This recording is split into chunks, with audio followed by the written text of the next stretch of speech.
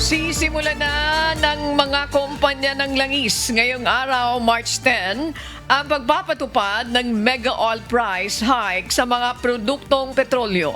Base sa anunsyo ng Department of Energy kahapon, tataas ng nasa 7 pesos hanggang 13 pesos ang presyo ng kada litro ng gasolina, habang nasa 17 pesos and 50 centavos hanggang 24 pesos and 25 centavos naman ang magiging dagdag sa diesel at patong na 32 pesos hanggang 38 pesos and 50 centavos naman per liter ang sa kerosene. Ayon sa DOE, hindi biglaan ang ipapataw na mega oil price hike, kundi hati-hatiin kada araw depende sa oil company. Halimbawa, ang Petron Corporation may 8 pesos and 80 centavos na dagdag sa presyo ng gasolina. Pero ngayong araw, March 10, higit 5 piso muna ipapataw na price hike.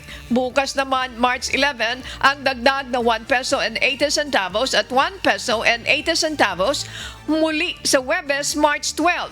Paliwanag ng DOE, layo nito na hindi biglaang maramdaman ng mga consumer ang labis na pagtaas ng presyo ng langis.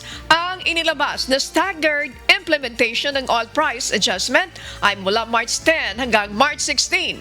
Para sa kompletong detalye ng oil price hike, maaari itong i-check sa official Facebook page ng DOE. Kagabi, mahaba ang pila sa mga gasoline stations matapos dumagsa ang mga motorista bago pa ang simula ng mega oil price hike ngayong araw.